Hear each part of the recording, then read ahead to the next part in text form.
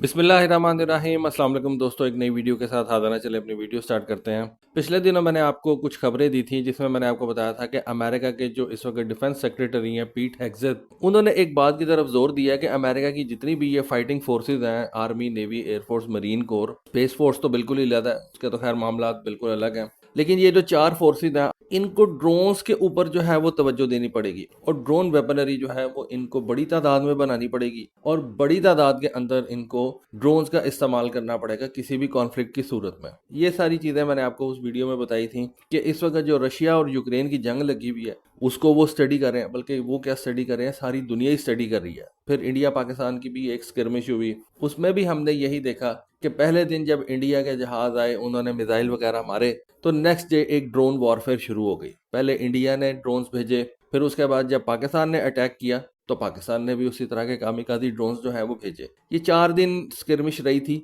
लेकिन इसके अंदर भी एक आपको वो कहते हैं ना टच सा मिल गया था कि आने वाली अगर किसी बड़ी कॉन्फ्लिक्ट में आपको क्या चीज़ें नजर आएंगी। तो किसी बड़ी कॉन्फ्लिक्ट के अंदर आपको सिर्फ स्वॉर्म ऑफ ड्रोन्स जो हैं वही नजर आएंगे।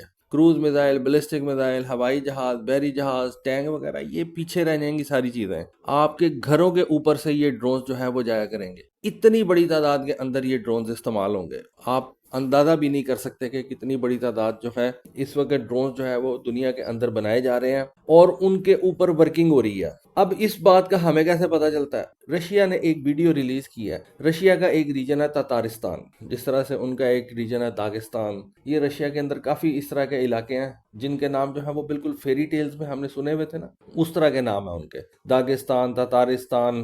तो इस ततारिस्तान के अंदर ना रशिया ने एक ड्रोन बनाने वाली फैक्ट्री बनाई है। ये फैक्ट्री कौन से ड्रोन बनाती है? ये फैक्ट्री बनाती है कामिकाज़ी ड्रोन या ये जो सुसाइड ड्रोन्स होते हैं। और ख़ास तौर पे ये जो ड्रोन तैयार करती है इनको नाम दिया गया है गिरान 2 का या जिरान 2 का। ये वही ड्रोन्स हैं जो बेसिकली रशिया ने ईरान से हासिल किए थे। शहीद 136 ड्रोन्स, नाम ही जिसका शहीद है, यानी कि जिसने आगे जाके शहीद ही हो जाना है, तो उस नाम के ऊपर ईरानियंस ने ड्रोन बनाए और उस ड्रोन को लेकर रशिया ने यूक्रेन का बैंड बजाया और रशिया ने ईरान से ये अंडर लाइसेंस इन ड्रोन्स को अपने मुल्क में बनाने की जो है वो इजाज़त हासिल कर ली। और आज ये ड्रोन ततारिस्तान रीजन के अंदर जो है वो जिरान 2 के नाम से बनाए जाते हैं। डेफिनेटली रशियन ने इसके अंदर कुछ मॉडिफिकेशंस की होंगी अपने मुताबिक, जो उन्होंने बेहतर समझा होगा, इसको जो है वो उन्होंने चेंज किया होगा, लेकिन ओवरऑल डिज़ाइन वो ईरान के शहीद ड्रोन का ही है। अब ये जो ड्रोन फैक्ट्री है इसकी उन्होंने ये फुटेज जारी कर दी है और इसमें देखा जा सकता है कि सैकड़ों की तादाद में ये ड्रोन जो है वो पड़े हुए हैं तैयार हालत के अंदर, और कई जो है उनको ये वर्कर्स वगैरह जो हैं वो असेंबल कर रहे हैं। और ये सारे के सारे रशिया ने एक्सपोर्ट नहीं करने हैं, मतलब किसी बाहर वाली कंट्री ने रशिया को ये ऑर्डर नहीं दिया कि आप हमें 1000 ड्रोन बना के भेज दें, 10,000 ड्रोन बना के भेज दें। ये जितने भी आपको ड्रोन नजर आ रहे हैं ये सारे के सारे यूक्रेन पे चलने हैं, सारे के सारे। फरवरी 2022 जब से रशिया ने यूक्रेन के ऊपर हमला किया है तब से ये ड्रोन रशिया के लिए बड़े ज्यादा जो है वो कारामद साबित हुए हैं। कारामद क्यों साबित हुए? क्योंकि जब जंग शुरू हुई तो रशिया ने सबसे पहले तो अपने क्रूज मिसाइल चलाए, अपने बैलिस्टिक मिसाइल चलाए, लेकिन रशियंस को बहुत जल्दी पता चल गया कि ये तो हमारे स्टॉक पाइल्स जो हैं वो गिरते जा रहे हैं, कम होते जा रहे हैं। कुछ डेफिनेटली यूक्रेन ने जो है वो शॉट डाउन करना शुरू कर दिए, खासतौर पे ये जो सब सोनिक क्रूज मिसाइल्स थे। अमेरिका की मदद हासिल थी यूक्रेन को, पैट्रियट सिस्टम्स जो हैं वो यूक्रेन में लगे हुए थे, तो यूक्रेन ने कुछ ये जो क्रूज मिसाइल्स हैं इनको शॉट डाउन करना शुरू कर दिया। बहुत ज़्यादा जो है वो ठिकानों पे जाकर लगते भी थे, लेकिन रशिया को ये नज़र आना शुरू हो गया कि ये तो बहुत बड़ा खर्चा है। एक क्रूज मिसाइल अमेरिका के अंदर मेरे ख्याल से मिलियंस ऑफ डॉलर्स में बनता है। चलो रशिया के अंदर मिलियंस ऑफ डॉलर्स में नहीं, लेकिन हंड्रेड्स ऑफ थाउजेंड्स डॉलर्स के अंदर तो वो बनेगा ही। तो रशियंस ने क्या किया कि वो रशियंस चले गए ईरान के पास, उन्होंने ये देखा, इसकी अफादियत देखी, डेफिनेटली इसके फील्ड टेस्ट जो है वो फील्ड ट्रायल्स वगैरह उन्होंने किए होंगे और इनको बड़ी तादाद के अंदर इंपोर्ट करना शुरू कर दिया। आज रशिया की ये जो ततारिस्तान के अंदर फैक्ट्री जिरान 2 ड्रोन्स तैयार कर रही है, इसकी मैं आपको इनिशियल बताऊं, जब इस फैक्ट्री ने ये ड्रोन तैयार करना शुरू किए ना तो 1 महीने के अंदर 300 ड्रोन जो है ये फैक्ट्री तैयार करती थी। आज एक दिन के अंदर ये फैक्ट्री 100 ड्रोन तैयार कर रही है और सारे के सारे वो यूक्रेन को मारने के लिए जो है वो इस्तेमाल हो रहे हैं। मतलब इस वक्त आप ये अंदाज़ा लगा लें कि अमेरिकन और यूरोपियंस जो हैं वो एमरजेंसी के अंदर अपने एयर डिफेंस सिस्टम्स यूक्रेन भेज रहे हैं, लेकिन वो भी कम पड़ गए हैं। उसकी रीज़न ये है कि एक तो रशिया ने इनको बड़े नंबर में बनाना शुरू कर दिया है, पहले 1 महीने के अंदर इस तरह के 300 ड्रोन बनाते थे वो, आज 1 दिन के अंदर इस तरह का 100 ड्रोन वो तैयार कर रहे हैं। मतलब 1 महीने के अंदर रशियन इस तरह का 3000 ड्रोन तैयार कर रहे हैं और 3000 ड्रोन जो है वो यूक्रेन के ऊपर फेंका जा रहा है। और रशियंस का कहना ये है कि हमारा जो टारगेट है वो 1 दिन के अंदर इस तरह के 500 ड्रोन बनाना है। मतलब 5 टाइम्स अपनी जो प्रोडक्शन कैपेसिटी है ना उसको कर देना है हमने।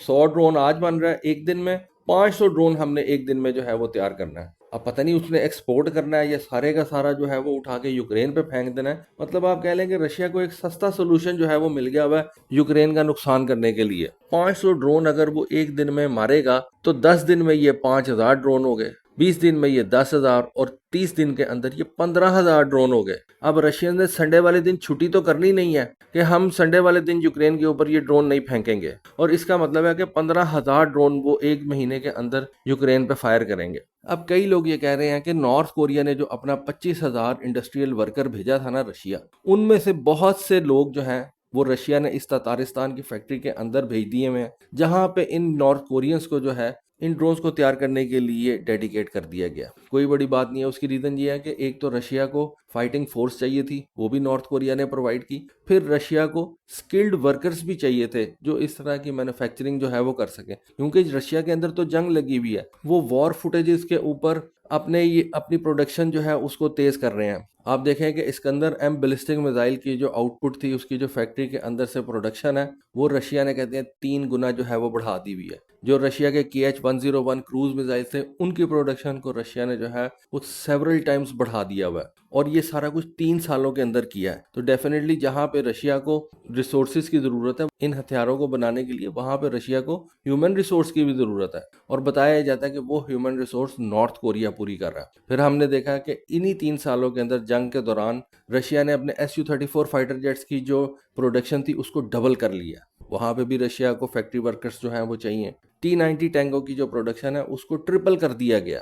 पहले अगर नॉर्मली 1 साल में 100 टैंक तैयार किए जाते थे, तो अब 1 साल के अंदर 300 टैंक जो है वो रशिया तैयार कर रहा है। ये मैं एक मिसाल दे रहा हूँ, क्योंकि रशिया का इस जंग में टैंक भी बहुत ज़्यादा तबाह हुआ है, और रशिया ने इस जंग के अंदर टैंक बहुत ज़्यादा मैन्युफैक्चर भी किया है, और बहुत सा पुराना टैंक जो है उसको स्टोरेज से निकाल के नया बना के और जंग की तरफ जो है वो भेज दिया। तो एक बहुत बड़ी इंडस्ट्रियल स्केल के ऊपर प्रोडक्शन जो है वो रशिया में जारी है इस वेपनरी की, और ख़ास तौर पे इन ड्रोन्स की, जिसकी इस फैक्ट्री की फुटेज जो है वो अब रशियन ने रिलीज़ की है। तो दोस्तों ये एक इन्फॉर्मेशन थी, सोचा आपके साथ शेयर करूं। होपफुली आपको आज की वीडियो, आज की इन्फॉर्मेशन पसंद आई होगी। कमेंट सेक्शन में अपनी राय से ज़रूर आगाह कीजिएगा। आज के लिए बस इतना ही। Thank you. अल्लाह हाफिज़।